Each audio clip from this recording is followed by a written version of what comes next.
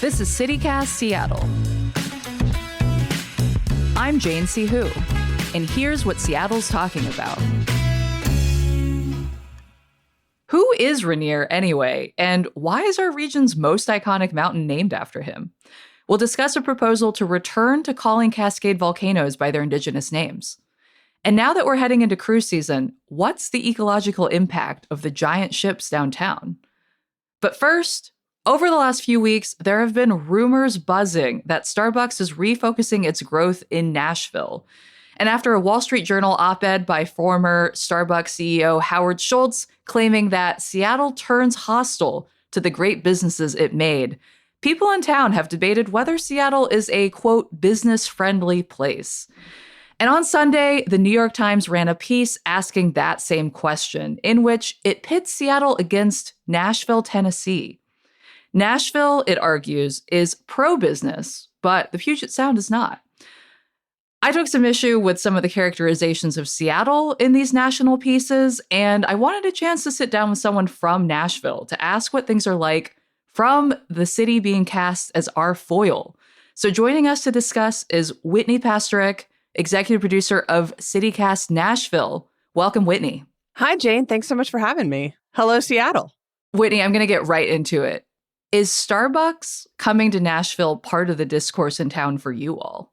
Oh, absolutely. But I don't think it's from the same perspective as it is for y'all. Interesting. We are right now in a very interesting place in Nashville's history where the Super Bowl is coming in 2030, where Oracle has received hundreds of millions of dollars in incentives to move their company here. Amazon is here and they received incentives. And now Starbucks has come a-knockin' and they want us to be all excited. And I can tell you right now, people are not soups excited. Okay. And why is that? Like, is Starbucks a place that still has like gravity in Nashville? Like, are people going to Starbucks in Nashville? I think fewer and fewer people are going to Starbucks on one side of the sort of ideological divide. And then a lot of other people, yeah, there's still huge drive-through lines. But workers actually just unionized the first Starbucks in North Nashville. And there are already protests on the books against Starbucks corporate headquarters moving here due to some of their union busting activities. But as we pointed out on a recent episode of Cast Nashville, you know, maybe this is a great place for Starbucks to come because Tennessee is a right to work state. So in many ways, them unions have already been pre-busted for them. So does Nashville see itself as pro-business? Because I feel like in all of these national pieces, the narrative seems to be Seattle seems like maybe it's alienating its businesses, but Nashville, on the other hand, is embracing them. I think we need to talk about who we're talking about when we say Nashville, quote unquote. Sure. Is Nashville our Chamber of Commerce, our tourism development office? Is Nashville the Republican supermajority of the state of Tennessee? Or is Nashville the people who actually live here? And I would say that all the people on that sort of top level are overlords to some extent. They're extremely excited about this because anytime that we can wrest a corporation away from those crazy liberals on the West Coast, you know, people get super jazzed. In-N-Out just moved here and everybody was like, look at us. Wait, you all got an In-N-Out before Seattle did? That's very upsetting to me. In-N-Out headquarters, dude. Oh. They moved to Williamson County, the richest county in the state. Okay, so Nashville is kind of like an it girl right now. It seems like a lot of companies are seeing Tennessee as a good place for new headquarters. Do you want to know why? Yeah, tell me why. They don't have to pay taxes. Yay! Tennessee has incredibly lax corporate tax structures.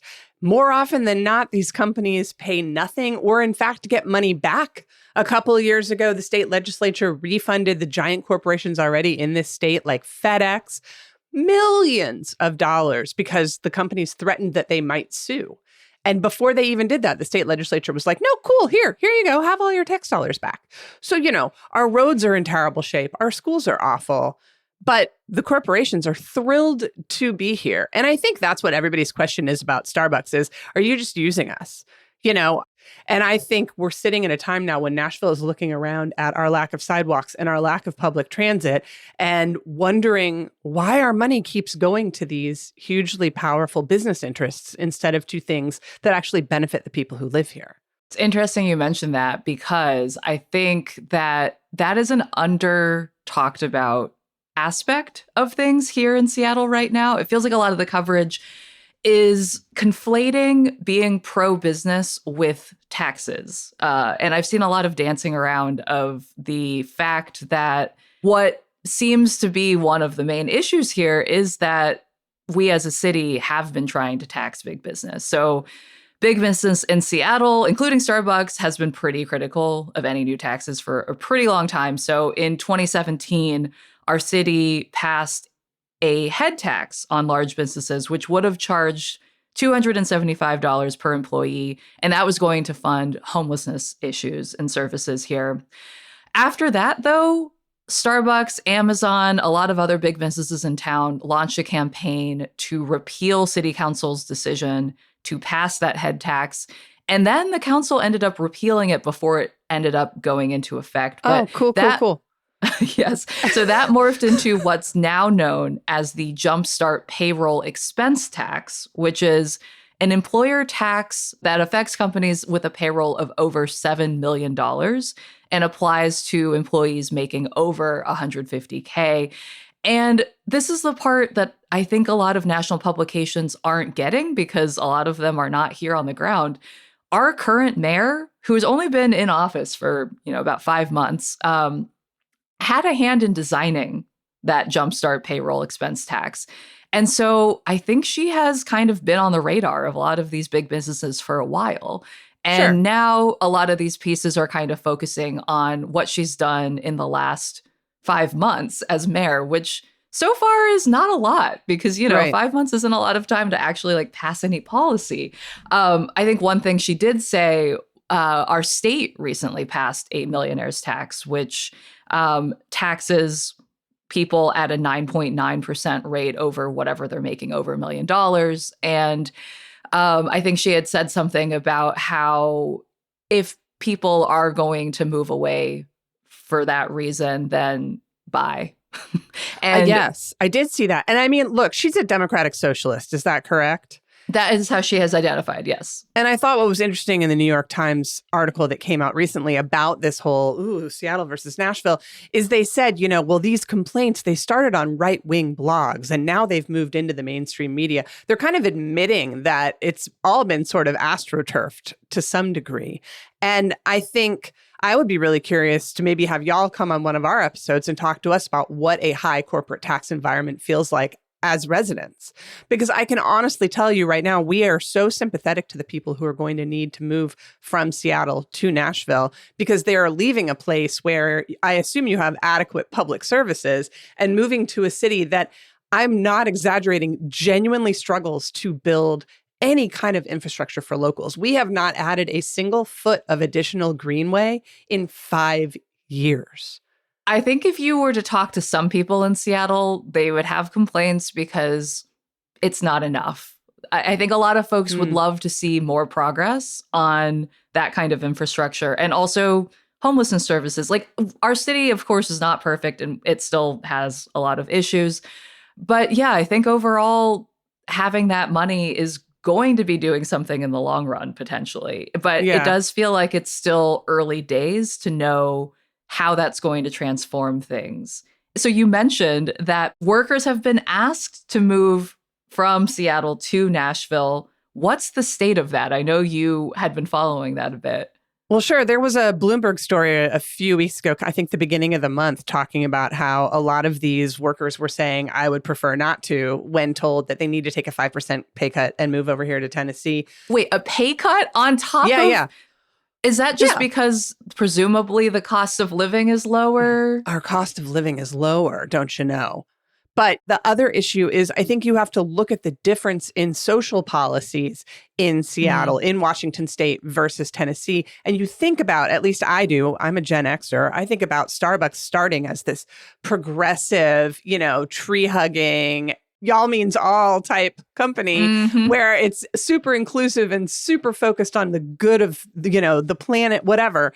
And now you're talking about asking your employees to move to a state where our governor this year signed legislation declaring June as not Pride Month, but Nuclear Family Month. I mean, it is not the kind of place where the ideology that I think Starbucks was founded upon is going to find a natural home. But again, that's not the reason why they're moving. It's the taxes. It's the money. I am really curious how that is going to bode for the company at large, especially, right, if they've asked folks to move and they're just not doing it. It's like, are they going to lose a proportion of their workforce? Like, how is that going to play out for them in the long run? I mean, it is a terrible time to be looking for a job, right? We're in this recession and it doesn't seem to be getting any better. But that said, if you're a person of color, you're looking at a state that just redistricted our last majority minority district out of existence, right? So they've rolled our congressional districts back to the Jim Crow era. If you're a woman or a person who's capable of getting pregnant, you're looking at our total abortion ban and thinking to yourself, is that a place where I want to go? Is that a place where I want my daughter to go?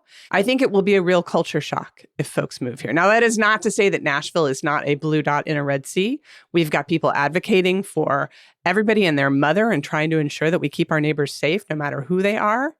But I don't know. I just feel like it's a really awkward fit. Yeah. Meanwhile, here in Seattle, we heard news last week that we might be declaring a state of emergency, essentially, to free up money for a lot of LGBTQ folks who are coming to town as kind of a refuge from whatever repressive policies that they were facing wherever they were moving from. I mean, having perspective from these multiple cities, I think is really important, especially in this time when, like in the news right now, Seattle and Nashville being pitted against each other in this way is, I mean, I understand politically how that it can appear that way, but it is interesting hearing from someone on the ground what it actually feels like. So, Whitney Pastorek, executive producer of Cast Nashville, thank you so much for joining us today. Absolutely. All right, when we come back, we're talking about a proposal to rename Cascadia's volcanoes.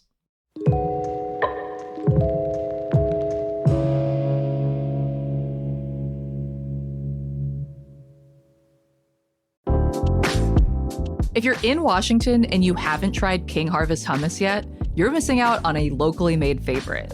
Since 1977, King Harvest Hummus has been making their small batch, fresh hummus in Portland, Oregon.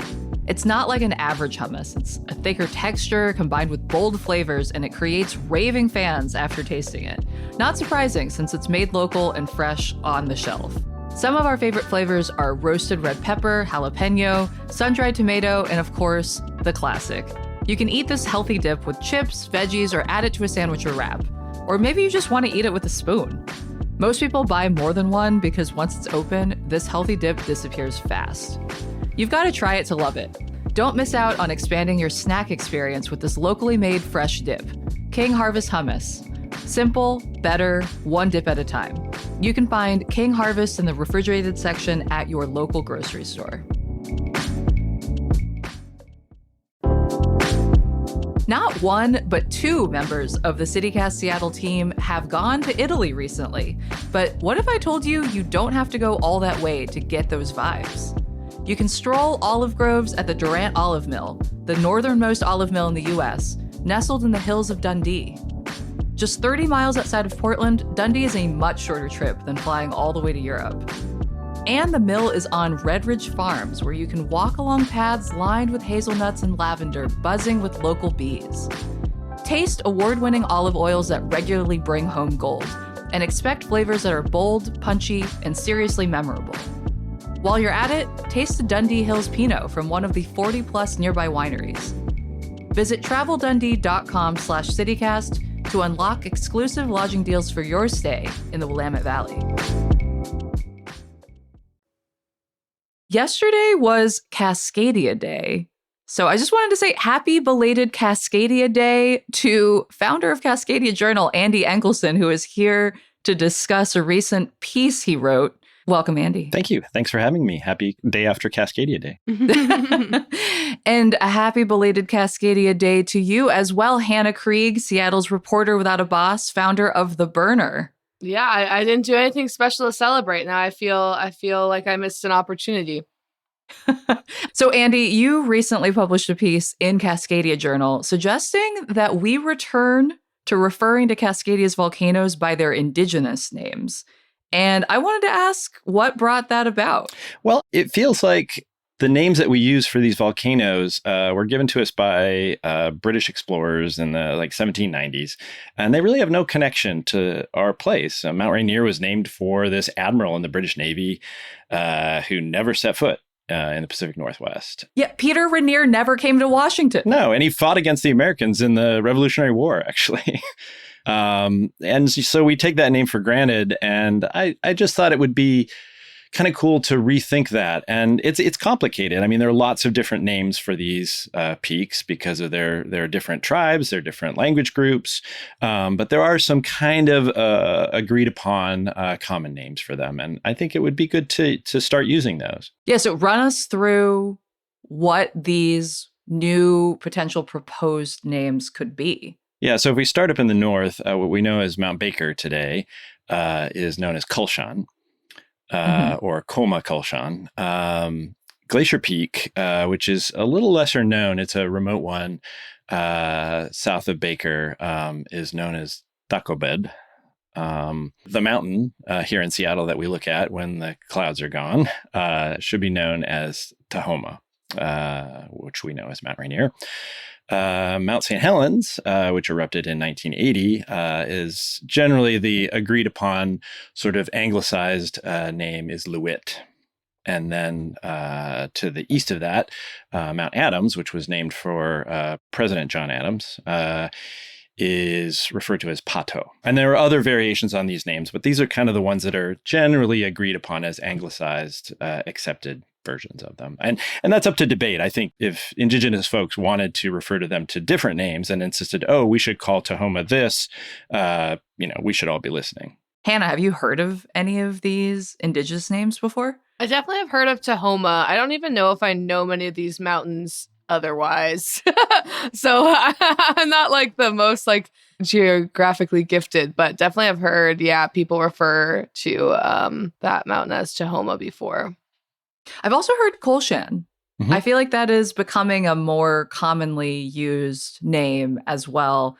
And I've started making an effort to try and refer to Tahoma instead of Rainier. Sometimes I'll say both just in case people don't know the other name. Mm-hmm. But I mean, what movement is there right now to make this official? Well, last year, actually, the Puyallup tribe launched a campaign to basically get people to start using it. And you can go through, there's a formal process to actually rename the state's names. There's a geographic board of names. It's through the Department of Natural Resources. And it takes a lot to do that. They're reluctant to change something, obviously. This is not a whim, but that they require generally a pretty big reason to change it. But the tribe is campaigning to do that. I actually went down that little rabbit hole earlier of looking at the Committee on Geographic Names. And so what are the criteria for renaming something? I don't remember all the specifics. I do remember that there was a campaign to rename rivers, lakes, streams, and mountains in the Cascades that had offensive names. So that were named for, offensive names for ethnic groups generally, which were named in the 1900s mostly by miners. And that was deemed, obviously, a really valid reason because those names were offensive. And so those were officially renamed. And then there's a process at the federal level as well. But, Is part of the reason there is high criteria or reluctance? I imagine if it was officially renamed, not that this is saying they shouldn't rename it, just thinking through maybe the state's arguments, is it really expensive to change all the signs, and they have the tourism industry, and what kind of expense are you looking at when you rename a mountain, I guess? Yeah, I mean, it would be terribly expensive. And, you have the issue of it's Mount Rainier National Park. So the federal government is probably not going to rename it, and you have to change all the maps and road signs. So it's a big cost. But my belief is that we need to be making those names more appropriate. It feels like they're just disconnected, and it's this colonial artifact that we just accept. I do feel like often the official word on renaming something is far behind whatever the social norms are. Yeah. So it does seem like maybe a first step, at least, would be making people aware that obviously these mountains have an Indigenous name. Mm-hmm. Well, this all happened in Alaska too, over Denali, Mount McKinley, which there was a long campaign in Alaska and very popular among like conservatives and progressives, and they really wanted to change that. And then Donald Trump came in and insisted that it go back to Mount McKinley. I had already forgotten that happened, to be honest. Like, I feel like it's been such a wild ride that I forget what has been overturned and then reverted and all of the twists and turns. So I was looking at the Committee on Geographic Names and what the recent entries are. And it does seem like tribes are really leading the effort on a lot of these efforts to either rename or even give certain things names that historically had Indigenous names, but maybe have not been named in English per se. So the Sklallam tribe has a entry proposing that we rename what is currently called Rat Island to Duck Island.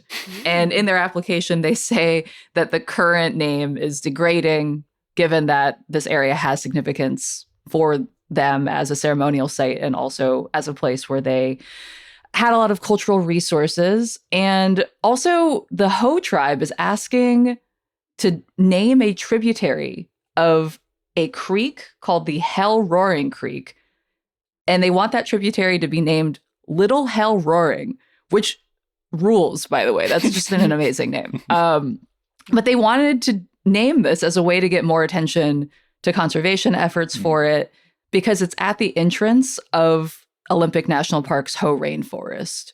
And it seems like, I don't know how often the committee meets and exactly what criteria they're looking for in deciding either way. But I just think it's interesting that, we are continually thinking about, like, what are we calling these things? And also, like what does or doesn't get a name? I am curious what else you think we should return to its Indigenous roots. The one that comes to mind for me is Blake Island, which I think we've talked about on this show before, just off the coast of West Seattle.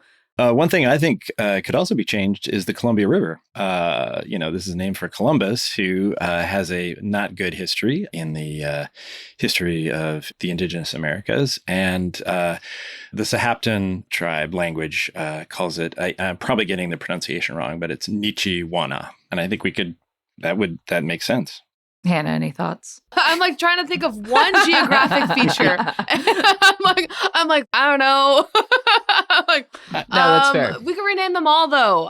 This sounds fine. It doesn't seem like obviously I don't know the fucking like anglicized English version, colonized version of the name. So it's like, it's not gonna be that hard for me to switch. Hannah's like, it makes no difference to me. Yes. I'm like, sure, I'll call it whatever. That sounds awesome. Yes. Yeah, I will say that, like, out of these that you wrote about, Andy, Glacier seems at least neutral. Like, I feel like we've talked on the show before about, like trying to rename Cesar Chavez Park. It's like, we could just stick with more neutral descriptions of things that aren't named after people, and we might not find ourselves in as much of a pickle later on. Well, and it's funny you mention that, because a lot of the names that have been chosen, the Indigenous ones, are fairly descriptive. It's like Lewitt, I think, is like smoking mountain, or Dagobed is like White Peak. So there was never this idea that you would like name a peak for a person. You're just describing this thing that you see every day. That is kind of weird that, and like probably like white or whatever, that like we name it after random people, and not even like beautiful women, just like random guys. It's like, at least name it after like the most gorgeous woman you've ever seen. And I prefer, tell me what it is. I like that the Indigenous names are descriptive from what it looks like in this story. That makes a lot more like sense. Yeah. Well, and I love like how people in Seattle just talk about when Rainier or Tahoma is out, they just say the mountain is out. I mean, everybody knows what you're talking about. It's that big thing you can see. Yeah. All right. Well, Andy, I don't know that we're going to see any immediate movement on this, but it seems like you've seeded this idea and we'll take it forward and see what happens. All right, let's take a break. And when we come back, we're going to talk about cruises.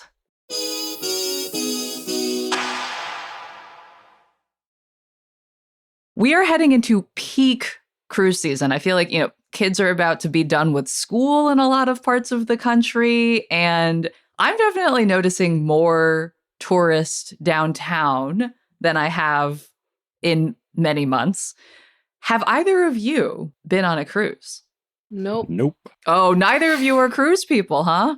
And this is not because I'm better than cruise people. It sounds fun. I understand the appeal. It's like a big mall on the ocean and you're like ruining everything in your wake. Like that sounds fucking fantastic, especially if they have an all-inclusive feature where I can get margaritas with the gals. Like that, I get it. But I do think it's probably out of my budget and detrimental to society. So, well, speaking of, Andy, you recently wrote about the ecological impacts of cruises, and specifically a group called Seattle Cruise Control, who are trying to call attention to the negative impacts of the cruise industry. So what do we know about the climate impact of cruises? Yeah, they're kind of a disaster. The Port of Seattle loves to greenwash it and point out that the ships are now plugging in to electric power when they're in port, which is good. It's good. It doesn't pollute, downtown Seattle and Belltown. But that's like 1% of the emissions they put out. And they put out a lot of emissions. I mean, the Seattle Cruise Control estimated that the combined effect of like the cruises, the emissions they put out, plus the flights that people fly to come here, because like 80 some percent of folks take a flight to Seattle when they take a cruise. It's something like half of Seattle's entire carbon budget. So that includes like all the buses and cars, all our residential and commercial buildings. It's a huge, huge impact. Wait, so is it being counted as part of our carbon budget, or are you just comparing it to the overall? They were comparing it because the airport is not in Seattle. So it's equivalent to that. Yeah. Oh, okay. I see. Yeah. And there's just all kinds of bad impacts. One of which is scrubber pollution, which a lot of these ships burn cheap diesel. And then to meet their requirements for particulates, they have to basically put the exhaust into water, and then they pump it down into the sea. And they don't do that in Puget Sound. They're not allowed to, but it's acidic and it's gross. And yeah. Oh, fascinating. Wait, so if they're not allowed to do it in Puget Sound, what do they do here? Well, they do it on the way up to Alaska. So they dump it, in Canadian waters. Yeah. So, okay, what is the goal here? Is it to draw attention to this and convince fewer people to cruise? Or is there actually a way to make cruising less emission intensive? Like, do we have that technology currently? I mean, they've been touting like LNG, like burning natural gas, which is not a solution. It's also bad. And there's lots of, methane escapes. And it's even worse than CO2 for the environment. At this point, no, there's not really a technology. And these are giant, like floating hotels for like 3,000 people. You're going to have an impact. Like you have to, you treat the sewage, but it's still not, there's still gray water they put out. And it's a big impact. And, I don't know what the answer is. I mean, they're relatively cheap too. And they're cheap because they abuse labor, because they don't have to pay minimum wage because they're in international waters. They pay people like, a lot of these are immigrants and they don't pay them well. They work long hours. Yeah, I was going to say, when Hannah, you were like, I don't know if I can afford these. I was looking at the prices for Icon of the Sea, which is like the biggest possible boat. And I think it's like $1,200 for a week-long trip, which overall is like really... For a week? It's like, damn, if you're eating on it and everything, maybe that's the idea.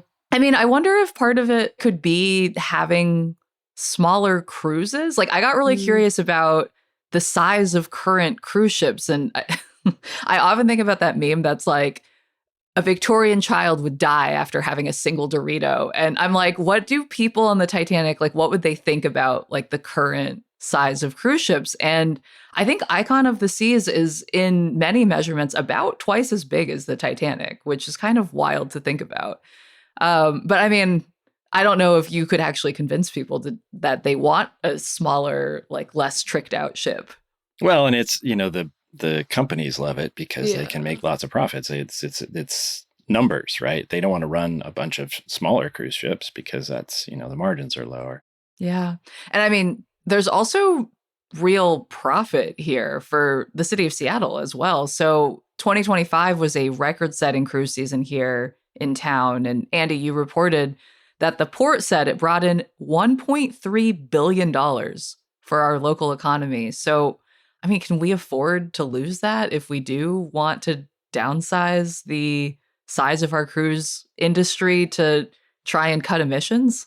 I think you got to look at other options for sustainable tourism. We've kind of sunk everything in these cruise ships. And I think I read somewhere that something like in the summer, 10% of all Seattle hotel rooms are booked for people who are on cruises. I mean, it's a huge, huge part of the economy and the tourism economy. But we need to rethink it. I mean, we're also seeing that expected tourists for the World Cup are below projections, so it's like, we shouldn't just be putting all our eggs in one basket. If suddenly, it gets a bad rep and people are like, oh, I don't want to get hantavirus. I don't want to go on a cruise. I would just think I wouldn't think the Port of Seattle would ever do anything radical that would actually disrupt the cruise industry because it's a business council at the end of the day.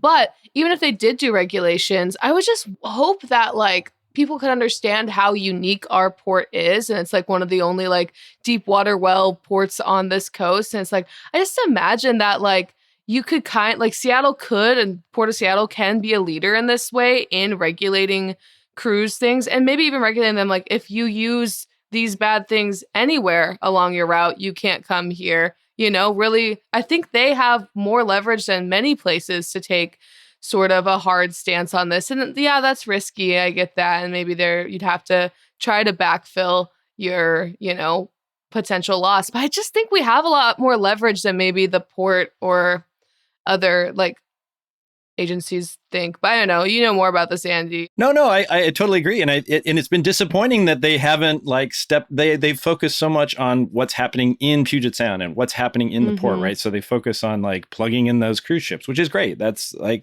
getting in it's just 1%.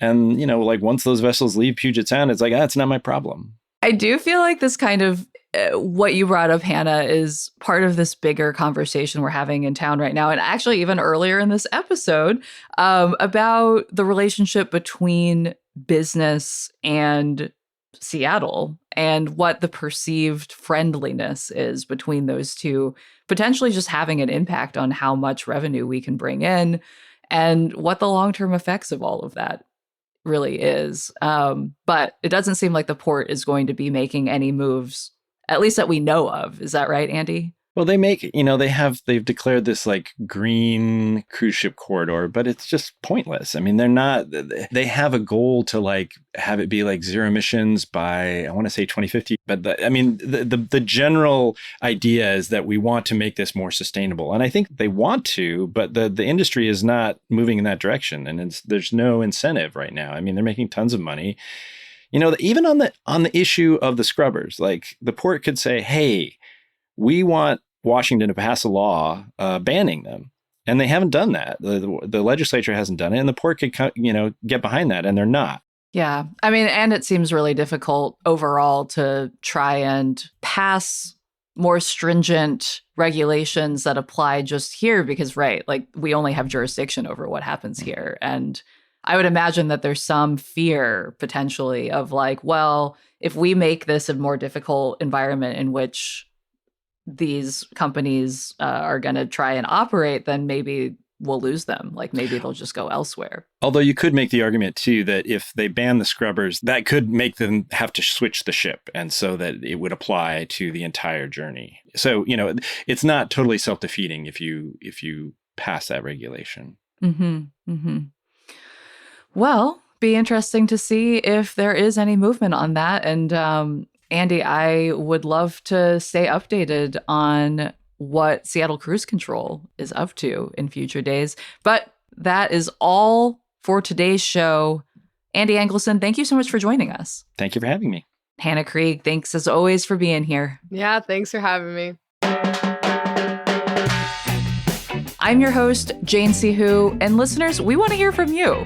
If you're cruising this summer and have thoughts on the ecological impacts thereof, or if you have suggestions for what we should rename here, send us an email at seattle@citycast.fm. You can also text us or leave us a voicemail at 206-880-3931. Until next time, see ya, Seattle.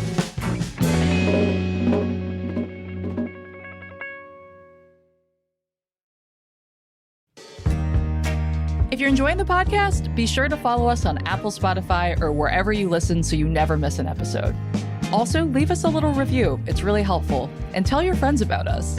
You can also get more local news and events delivered right to your inbox by subscribing to our newsletter. Just go to seattle.citycast.fm. And you can find us on Instagram, Blue Sky, and TikTok at CityCast Seattle, and you can watch full episodes of this show on YouTube.